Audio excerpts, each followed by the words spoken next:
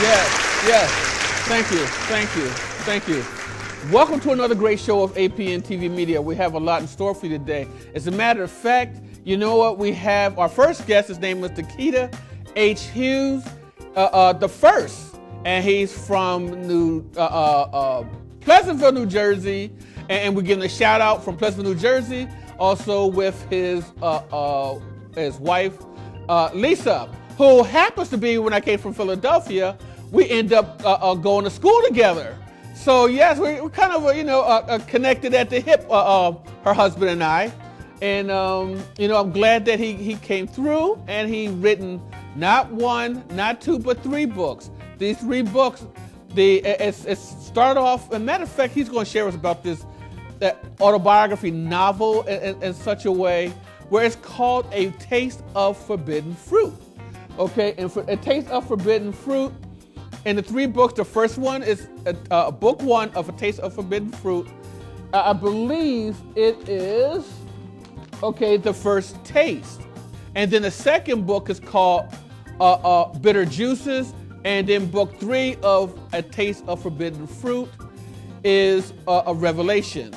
So that's our first guest coming on. And our second guest coming up was, his name is Sharif Sourour. Okay, his name is spelled Sharif, and his last name is Sourour. A dynamic marketer.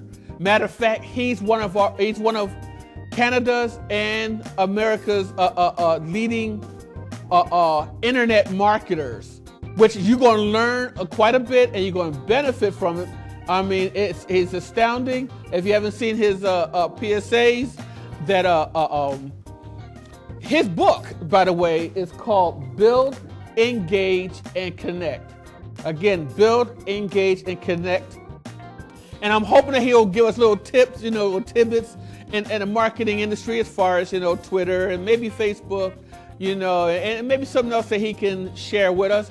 But he is a connoisseur at it. He's dynamic. And again, he is one of the leading marketers in our industry today within Canada. And it's from Canada, actually. Canada and with us here in the United States.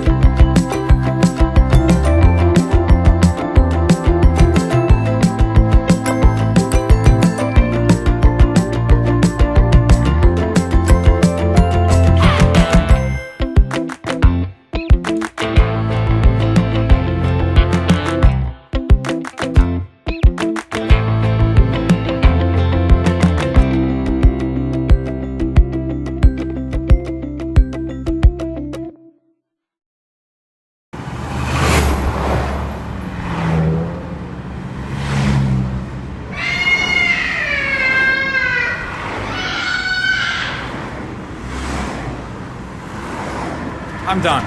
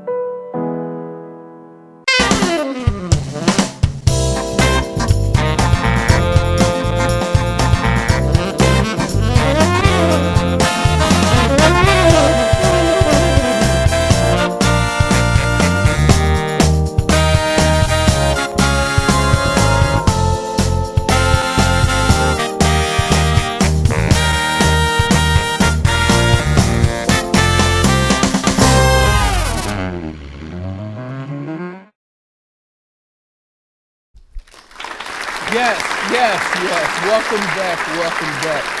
Now, I'm sorry, I've mentioned Nikita H. Hughes. No, it's Nikita C. Hughes the first. So apologies, I had to correct myself on that one. But without further ado, let's do this. Let's bring him up. Nikita, are you here with us? Yes, I am. How are you today? Yes. How you doing? Doing fine. Glad to hear it. Oh my goodness, it seemed like a family affair. You know what? We're talking, oh my gosh, 40, 50 years? Yes.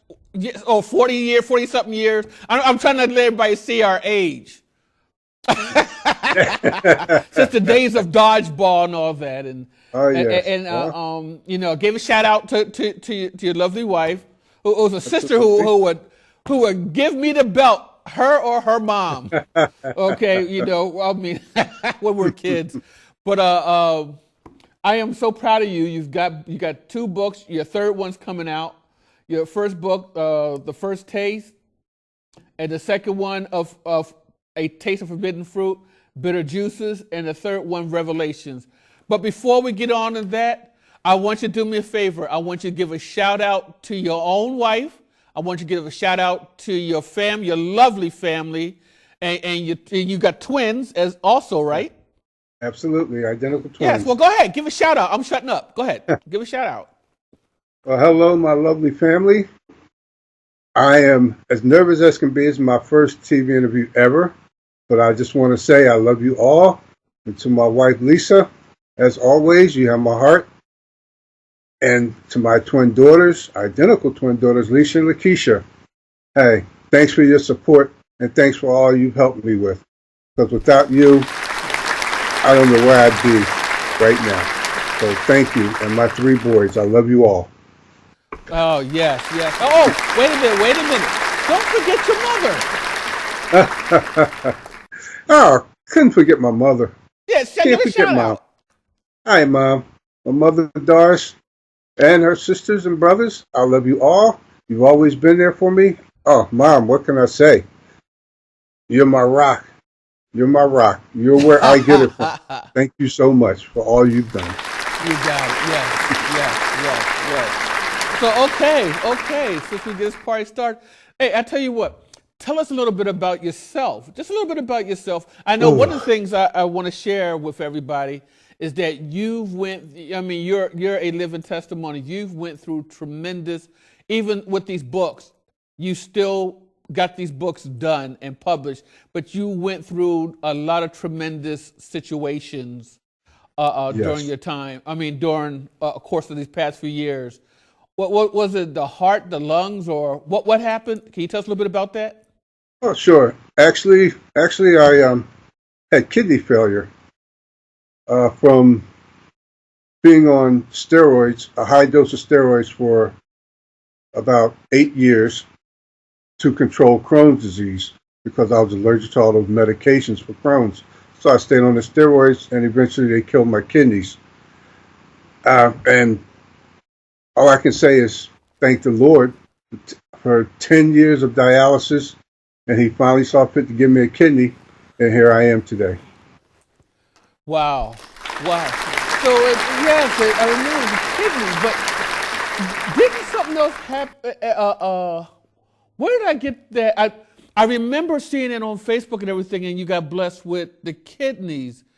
I am so sorry I mentioned about the heart and lungs, but I thought you had something else that was going on back then, too, that you had, I think it was a lung situation, or was it a heart situation for a moment? It was like a brief scare. Yes, but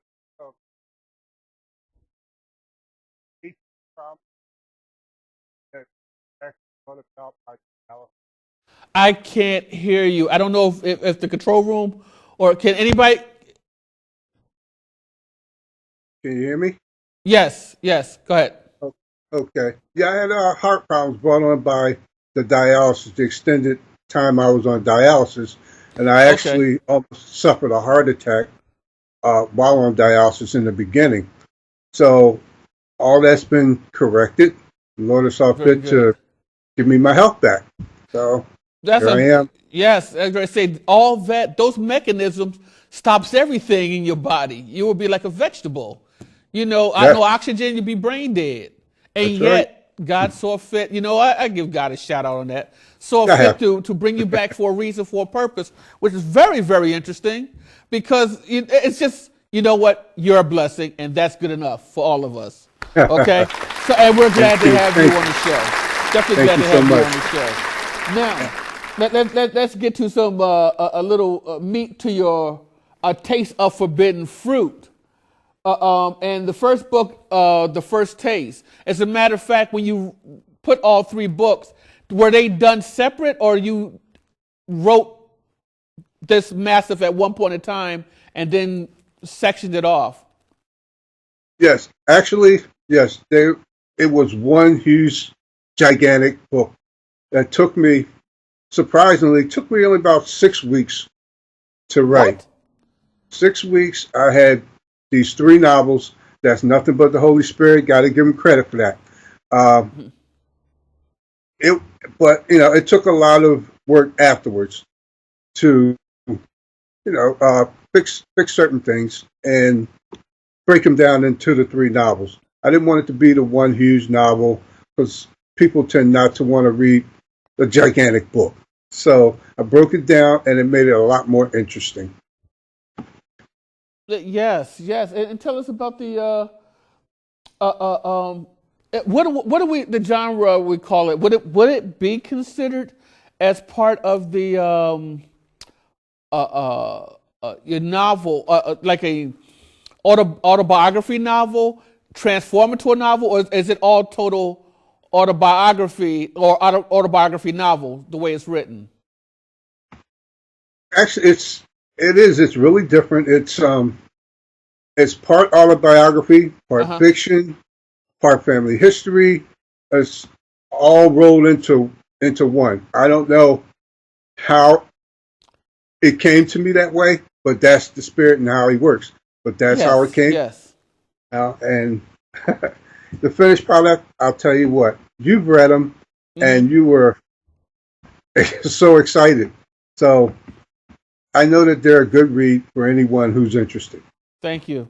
Yes, as a matter of fact, that we have to get selected. So I like to read these books before anybody comes on the air, and it's kind of interesting that I did have turned down quite a bit, which was really shocking to quite a bit of people that I have turned down those to come on the show because I did not think it had that type of credibility to be aired in such a way. But there's certain ones that we just won't do, and then there's ones that we know that has potential, not a fly by night. And yours with this first taste, it started off with that first taste. And looking at all your books was like, wow. But as reading it was very realistic at first. But then I remember like any other movie, look, when books to movies, it's dramatized. Dramatized for enjoyment. That's what Yes, it's supposed to be. absolutely. That's what I call Yes, autobiography novel. Because usually people like take an autobiography and create it as just a documentary, but you just go, ooh, just want to yarn with it. But correct. you had created it to where it was something. The first one was something. That is really, really. I would tell everybody, it's like caution. Caution yourselves. Put your seatbelt on because it is very a unique, strong content book, but it's very powerful and you would enjoy it. Okay, now that is the first one, but I'm gonna do this. I want you to tell us a little bit about the books themselves together, or should I say, we'll do it this way. Let's start with the first one. How about that? Let's do it with the first one. Tell us a little bit about the first one.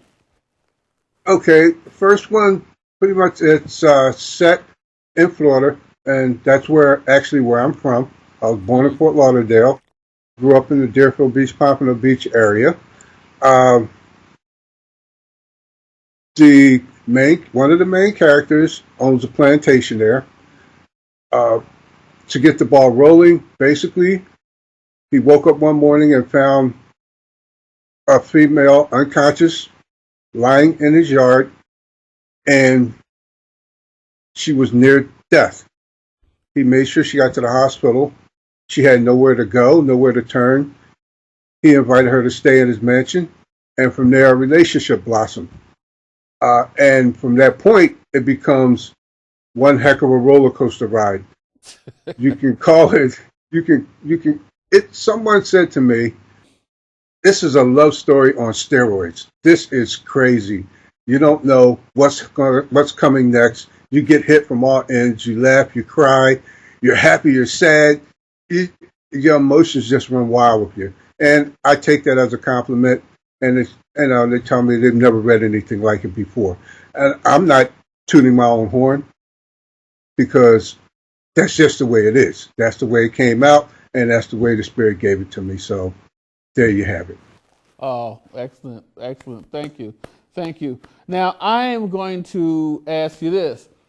Where did you get the title? Because since you sectioned them off in threes, and it was a nice sized book. Now you got three nice sized books. Where did you come up with the title, The First Taste? Is that related to the beginning? Yes, yes. It's what's your whistle for what's to come, basically. And after reading that first book, if there's any indication, then you know you're in for a hell of a ride. Excellent, excellent. Now the second book, book two of A Taste of Forbidden Fruit. I'm gonna reverse it this way and start off like this.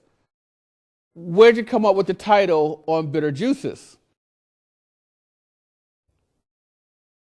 Bitter Juice is that part of the title comes from actually the first book and all of the negativity, the things that happened in the relationship, the things that happened to the female character, all resulted in these bitter juices. Is pretty much where that came from. Huh. Okay. Well, then I'll tell you, oh, man, this is kind of interesting. Uh,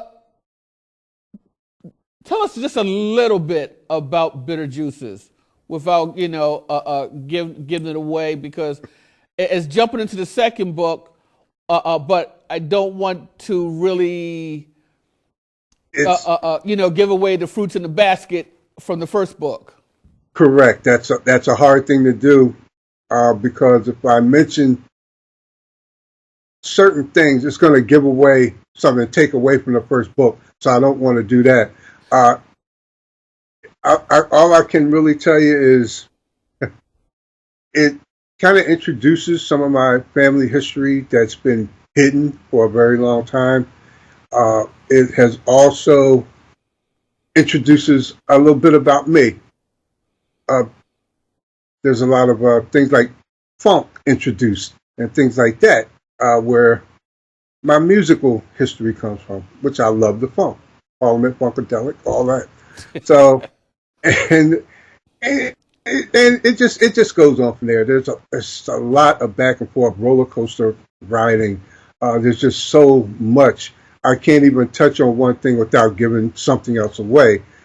So if I sound a little repetitious, Oh, no, it's fine. that's the reason. That's the reason why. No, it's fine. Actually, I do it this way to help you out there. You do have the main characters because we're going to go into Revelation, the third Revelation, but book three, Revelations. Like this. The characters, the main characters, do they interchange and pick up new characters along the way? Or yes, go ahead. Well, yes. It introduces main character, or I could say Nathan Brand. It introduces his family, which I incorporated my family, as in my mother and her sisters and brothers, as sort of a dedication to them. From my heart that I love them, and my family is very close to me. And you'll see that in the reading of how close the family is because I keep them all together. They work together, play together on the plantation, on the mango plantation that they all run basically equally. And the other main character, which turns out to be his love interest, Melina, also picks up a friend. She befriends her nurse, who again talks her into staying at the mansion when she really didn't want to. So, and it just goes on from there.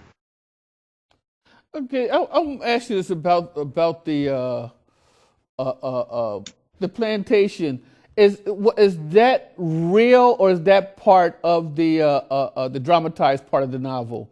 The place itself, not what goes on there, but the place itself. Yes, actually, I grew up on a small plantation that was given to my grandfather by his father, Wow.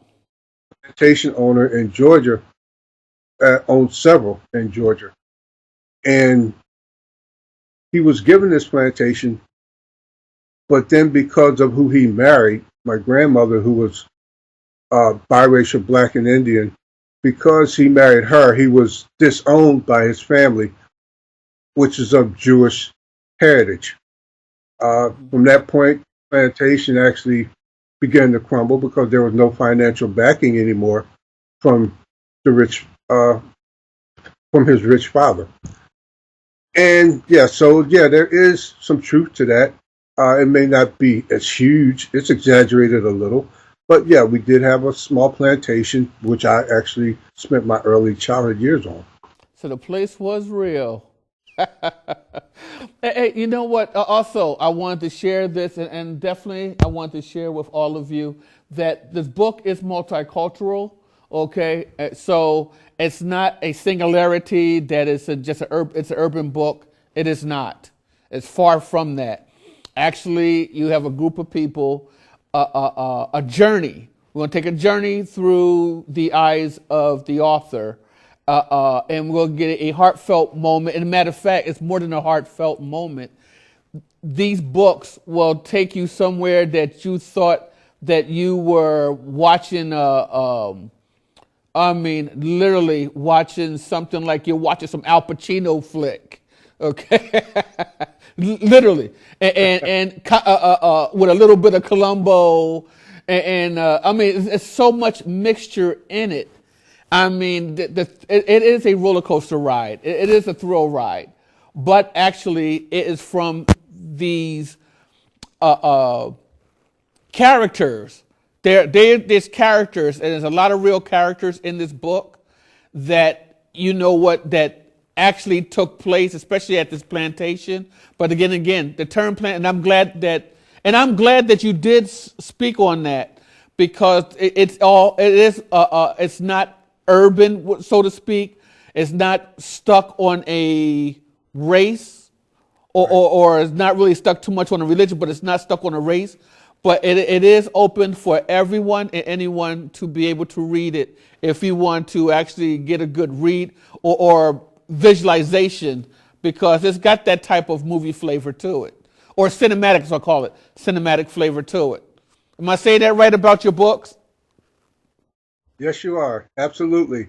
I would just like to say that I purposely wrote these books so that they were easy reading, so you didn't have to look up big words, stop and then go to the dictionary and find this and say, oh, okay, that's what this means. No, it flows very smoothly, and it's like you're sitting in a movie theater or in front of your television watching a movie.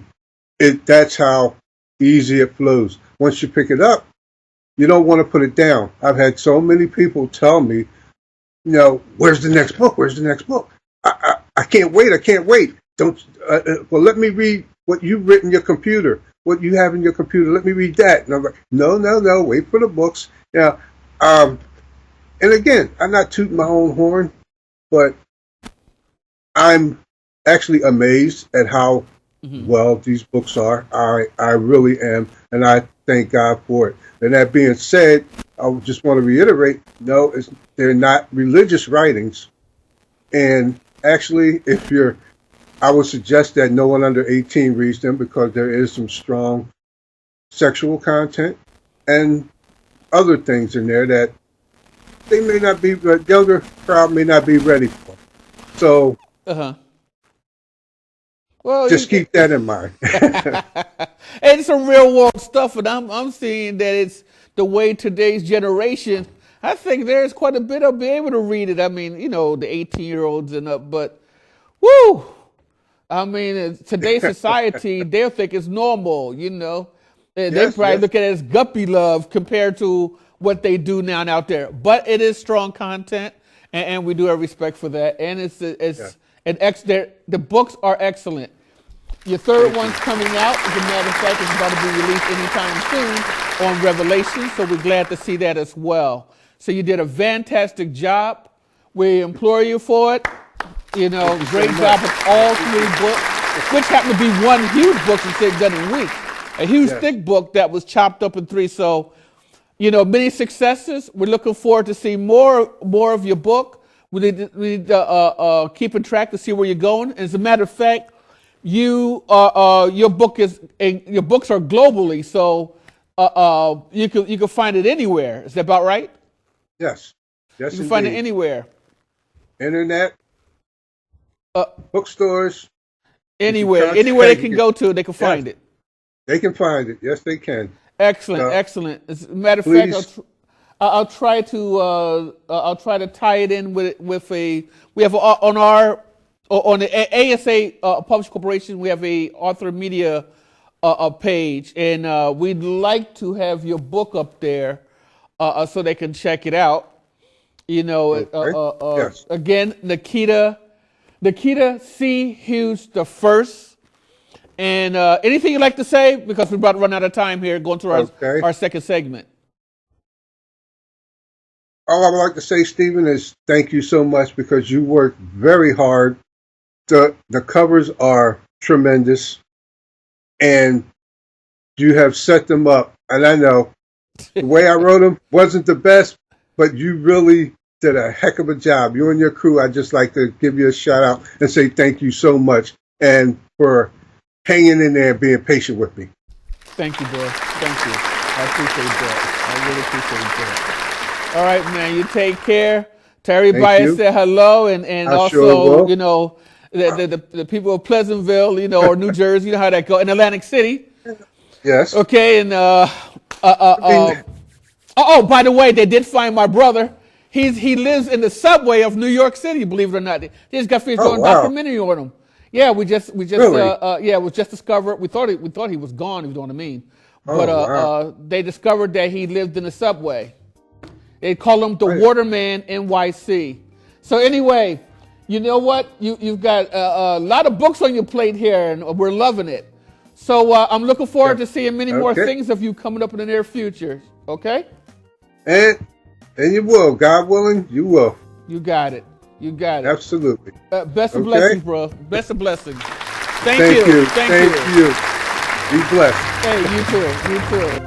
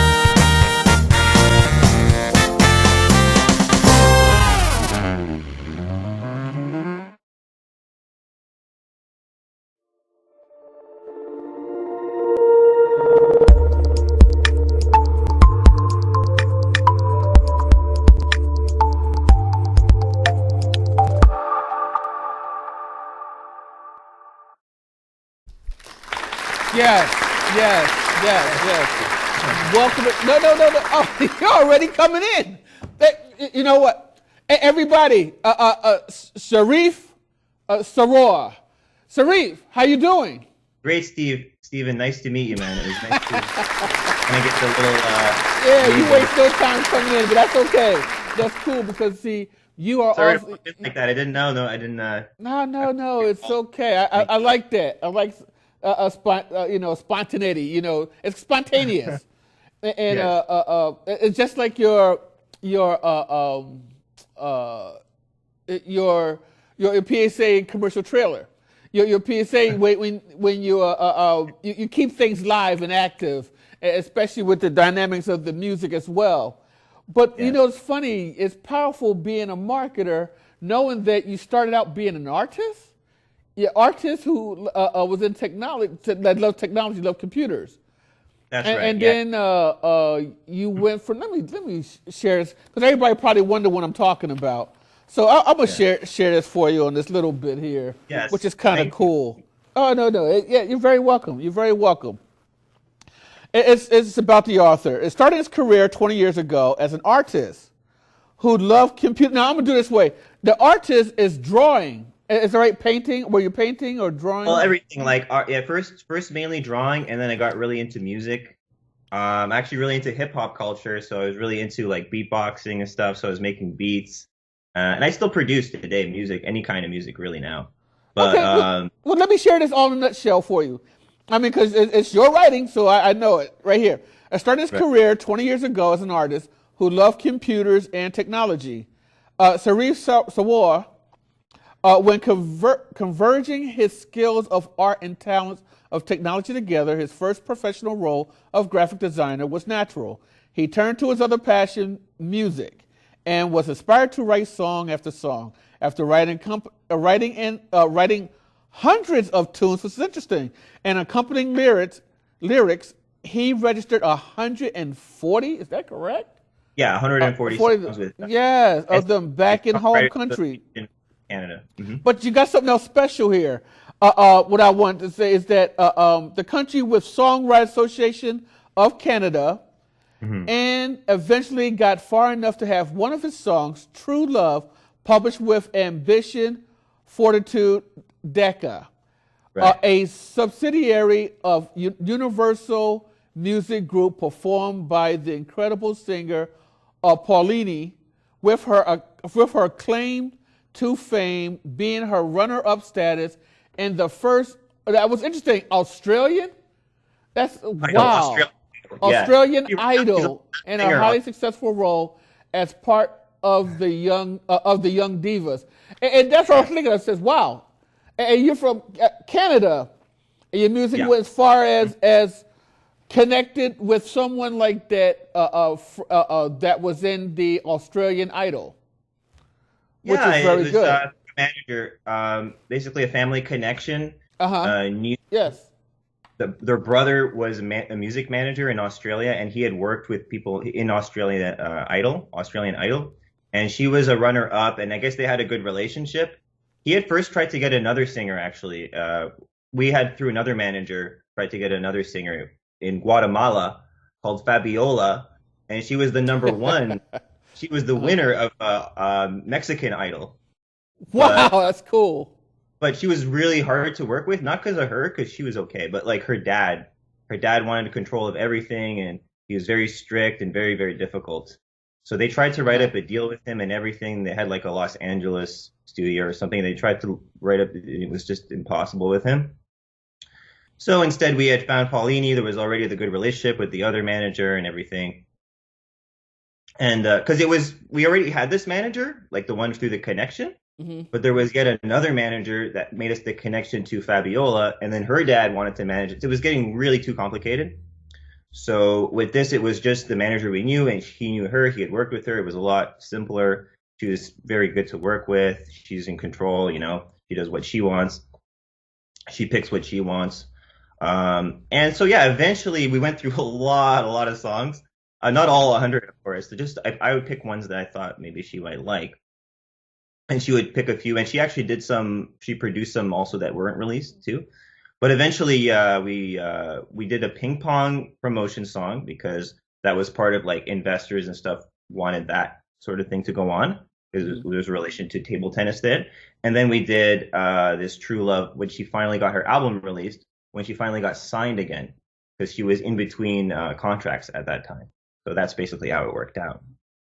Wow. Well, I relate to what you're saying because the industry actually gets ruthless because my family, I didn't realize until during a time of a little bit before the passing of my parents Hmm. that we've always been in this industry, and I can see why I've done this before the Yeah. publishing industry because I've been in entertainment ever since I was born. I didn't know we were doing that. We were just like I hate to say it, but it was like a dysfunctional family. But I Hmm. still love my family no matter what we went through, Right. and what like I was sharing with the other guests, like my Right. brother. We thought something, he was done because of our history back in the day.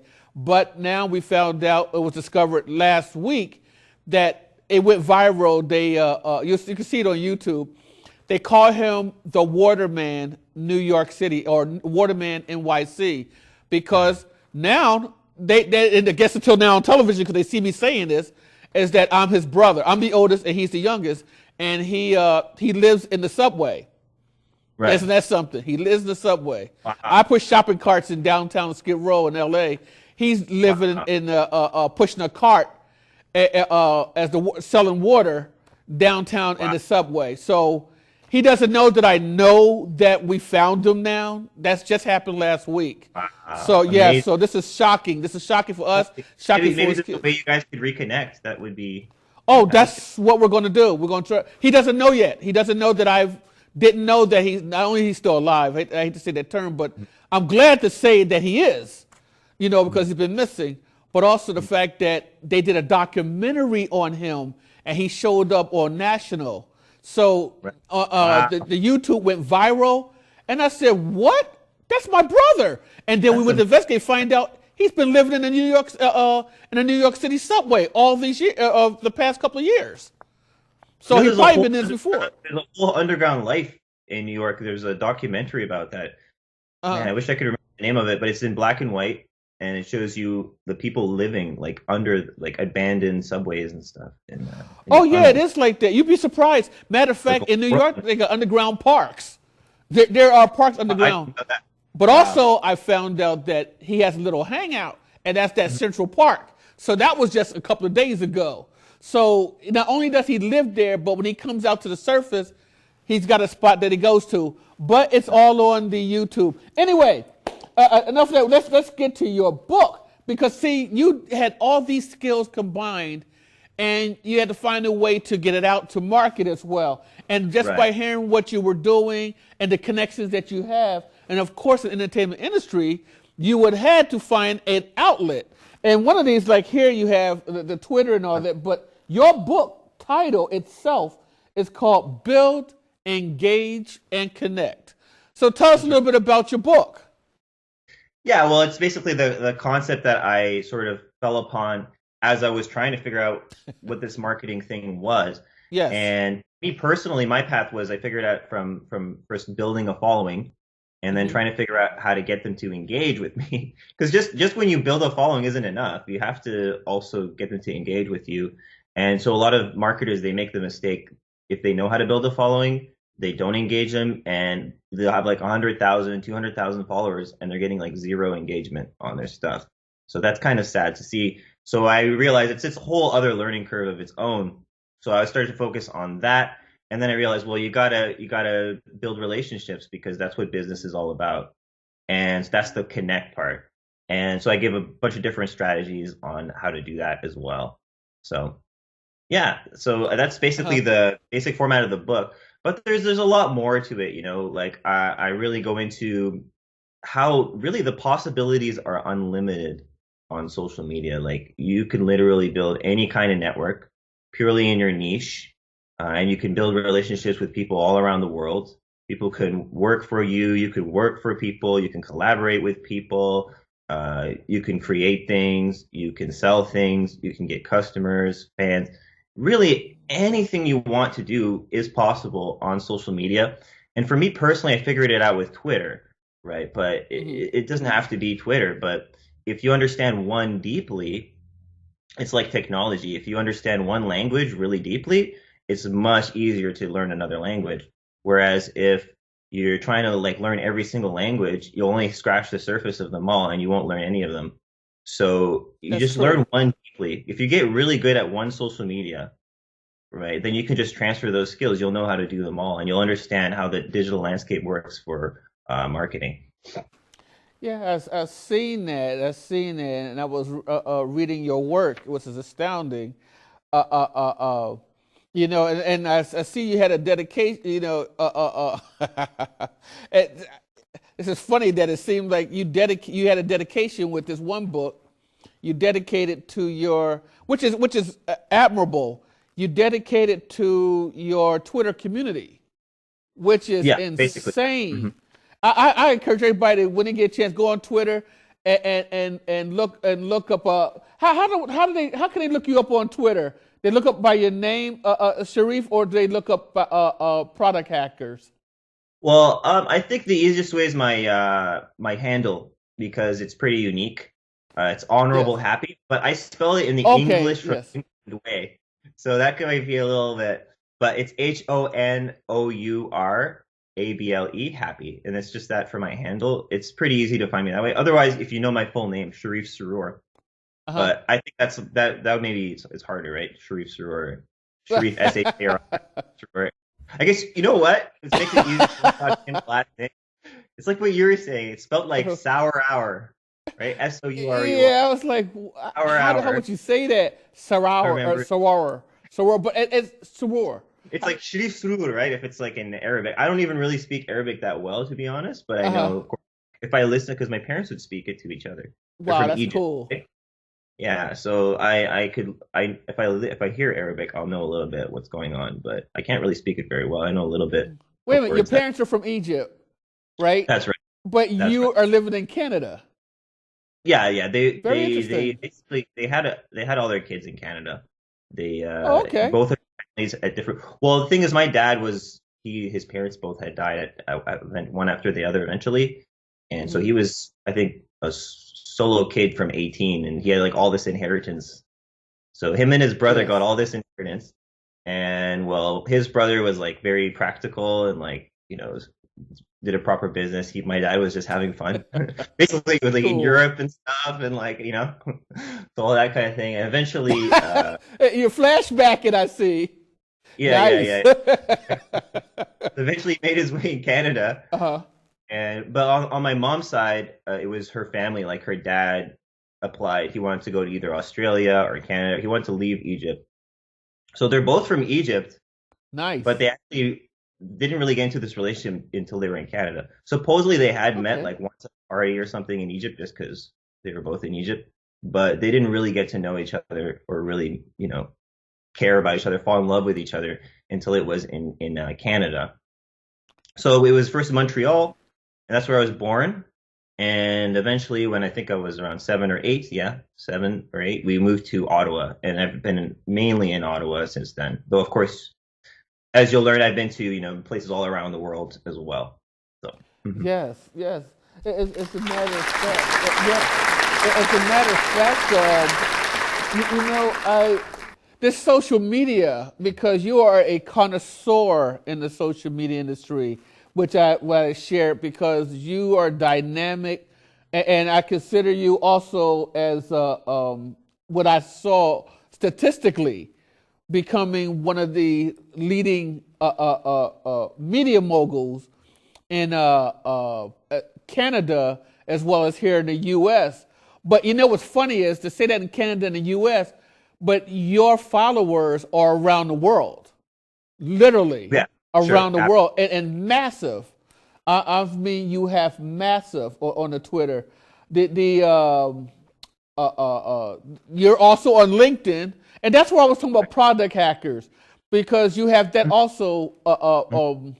So you go by all three, or just the You know, Twitter's I the like honorable. Yes. I like to run experiments. Like I was learning about business and I was studying it through online courses and all kinds of things. Besides, just my own practice, and I found out, Uh-huh. you got to try a lot of different things and then see what works.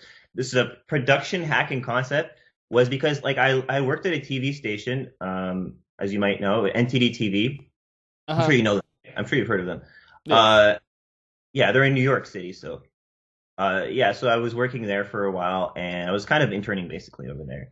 So I learned a whole lot while I was there. Okay, wait, what was your question again? Just so I can make sure I get back to the point that I wanted to make there. Oh, no, no, no, it's fine. It's fine. It was the names that you were using. In other words, like on LinkedIn.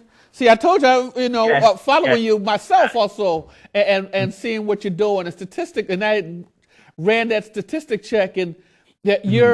you're because you're on LinkedIn as well, but I Right. think product hackers, Yeah, you're production. So that's what it was. Yeah, production hackers. production So hackers, yes. I was when I was at the TV station, right? Hmm. My position was to work in the motion graphics area. So, once they produced and edited certain kinds of videos that were more, production videos, not just like a everyday, let's say news where we have to edit it as well, but for those kind of videos, they wanted, more like effects or something's in between for commercials, like different, like their logo, like, or on for their news things to have their certain graphics, all that that was my position there at the TV station. However, the crux of my work actually ended up being editing, like video editing. And I Hmm. did a bunch of editing. But because, like you said, I have a lot of different skills and as you might know, TV station has a lot of demands, right? Like there's a lot Yes. to be done at a TV station. It feels like endless work sometimes. Like it's like like a loop. It just keeps going. I know what it's like there. But yeah, so I would do a lot of things. I actually ended up, I would do some music here, help with one department, help with the graphics, and then I would do some storyboards for the production department when they were doing more like creative stuff. Uh, Nice. so I did a lot of stuff. I would teach others how to do the editing and the motion. I would do narration. So it was really like a lot of stuff that I learned and did because I was always creative and did a lot of stuff from before anyway. So Well, you can see how your creativity exploded because your creativity exploded just by the dynamics in the marketing arena because you're utilizing what you learn in those talents or skills. That's what I call troubleshooters. right, Troubleshooters, if you know how to try to go in to solve a problem and then you use yeah, that skill to try to go to somewhere else to try to solve that problem, no matter what it is, you're able to dissect is the term, dissect and see absolutely. what you use. And just by reiterating what you just said, Mhm. that you had went back, okay, to in your marketing arena, okay, you had went back and you started looking at from your Twitter, the social networks, and if Yeah, you yeah, if yeah. and you have to connect with them. And then that's Right. why I see the purpose of the term engage. So if you got too many of them, most of the time you can't really learn nothing if you're just playing with each one separately. You have to stay with one, build that empire, and Hmm. then work the way other like to say the language, learning a language. Right. Yeah, well, see, that's the thing. Hmm. So when I was in the TV station and I was doing all these different things, I'm like, why is it Yes. that I was able to do a lot of these different things, and I felt that a lot of other people, and I'm not saying I'm perfect. I'm saying there was actually some problems to that in a way, Uh because huh. when you get involved in a lot of different divisions and stuff, it can be, challenging as well and complicated Yeah, we sometimes. call it the So chief it's not cocoa and bottle necessarily, washer. yeah, it's not always necessary. Yeah, it's not necessarily always the best thing, but Uh it huh. was very good. I was very productive, and I was wondering why was I able to do that? That's when I came up with the term production hacking because I felt like that's probably why I was able to do a lot of different things and pretty well, and people were pretty happy with my work, and why I was got on this role where I felt Hmm. like I could do like anything like that. So, and that's what I coined it as. I was called it production hacking. There was no such term anywhere before, so I created my own website, productionhackers.net. Before that, a few years before, I tried another one called Riff Share Media, and I still have that a little bit like on Facebook. But so basically, I would create these things and see what works out, And with production hackers, I had like a flurry of content that I created, like hundreds of pieces of, I did like hundreds of live streams, like 100 plus hour long on average live streams. I still do live streaming, of course, at the time, and then I still do it now. But all that content, lots of YouTube videos, lots of articles, putting them on Production Hacker and putting them on Medium. So anyway, this whole flurry of activities, I learned a whole lot about engagement at that time. And that's like what has the foundation for the whole engagement section of my book. A lot of it's what I do on Twitter as well. And I found out how to get, I found out what people want, in terms of articles, what kind of thing people want you to contribute that people are going to pay attention to. So one of my articles went pretty well, and it's still a very, very active article. People has used it today, is about Google Hangouts and how a lot of people might use that for scams. And I was relaying a personal, real experience that I had because I was getting a lot of people trying to scam me. So here's the thing: if you have a lot of followers on social media, a portion of them, are going to be like scammers and stuff. So if you follow a lot of people, not just followed by a lot, if you follow a lot, that's giving them that access to you. So I was really working a lot at one point, and I was a little bit vulnerable because I felt a little empty because I was probably working a little bit too much, and I was inundated with these scammers and stuff. So I knew there were scammers, but there was one that was actually really, really good. You were using the scammers, is what you were doing. What? You were using the scammers. The scammers they don't realize they were being used. To learn off of them. Well, go ahead. I'm going to shut up. I know you're authentic, but. Yeah, basically like a light form of scam baiting for one of them because I thought she was really good. And I was wondering I was just kind of curious about the whole world because I was getting hit up by a fair amount, and I feel I was a little bit vulnerable. So I was like, okay, well, let's look into it a little bit and see what is going on here. How does this work? And so my article was basically based on that experience. And the thing is, when I looked it up, and that was another reason I wrote the article, because when I looked up the issue, I'm like, okay, what's with Hangouts? Why do the people always want me to meet them on Hangouts? Why can't we just stay on Twitter or on another social media that you meet them, right? Why always Hangouts? And I learned after some research that Hangouts doesn't have the same kind of scam protection and system that other apps and other sites do.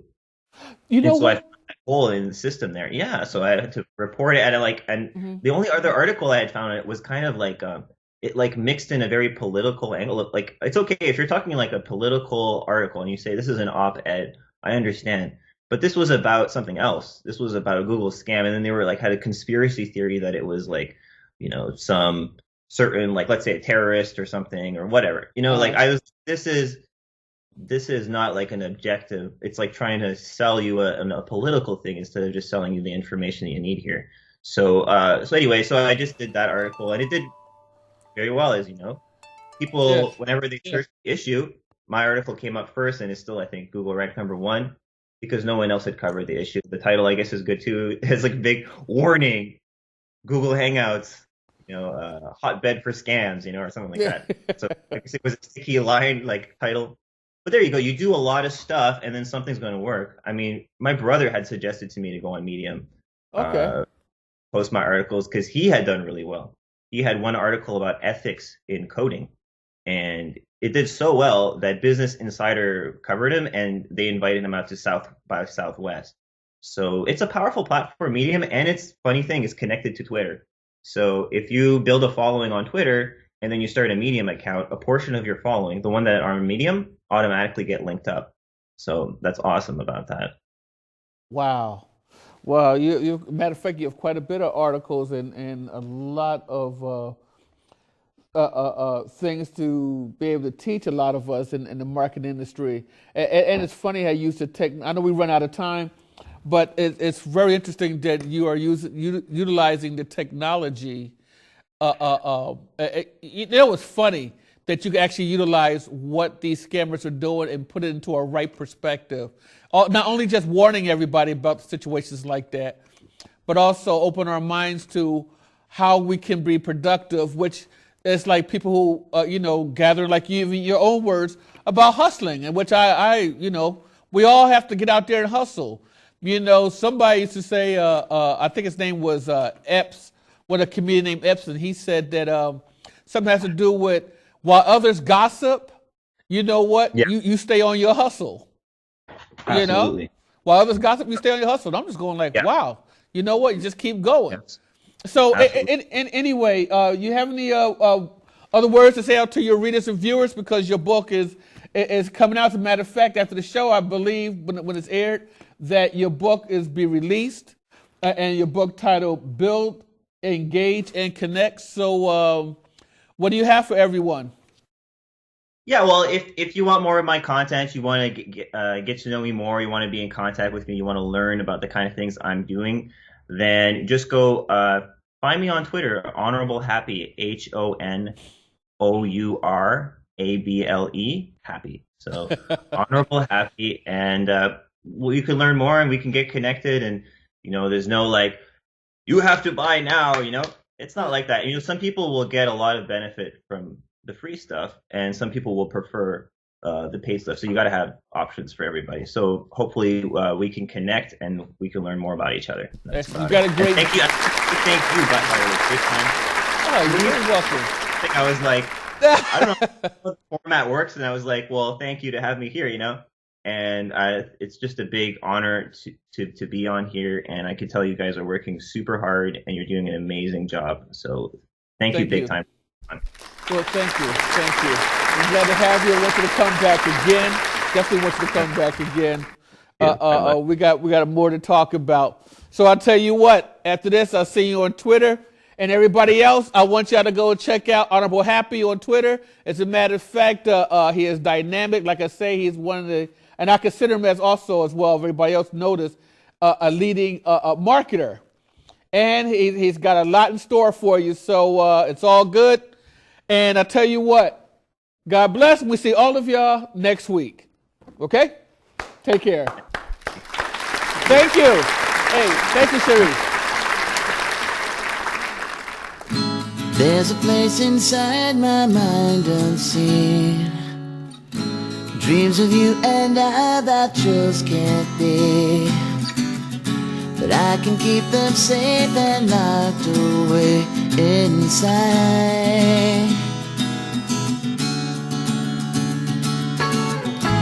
In a perfect world where I control it, give me your heart there and I would hold it. But I know that just can't be reality. But please, don't you wake my daydream, 'cause it's so real it seems. Maybe someday I'll get my head from the clouds, but for now I'll just daydream.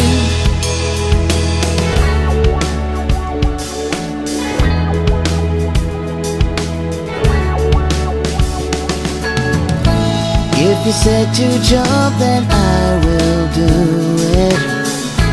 Right into the fire and walk straight through it. And if you knew, I bet that's just what you would say. I guess the only thing for me to do is never let you know just how I'm feeling, 'cause I don't want to know if you don't feel the same. It's a shame. Don't you wake my daydream, 'cause it's so real it seems. Maybe someday I'll get my head from the clouds, but for now I'll just daydream. Daydream. Daydream.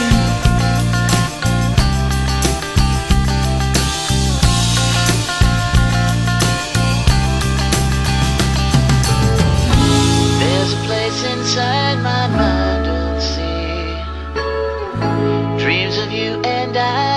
else can be,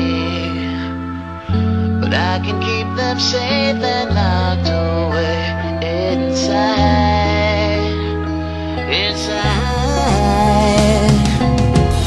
But don't you wake my day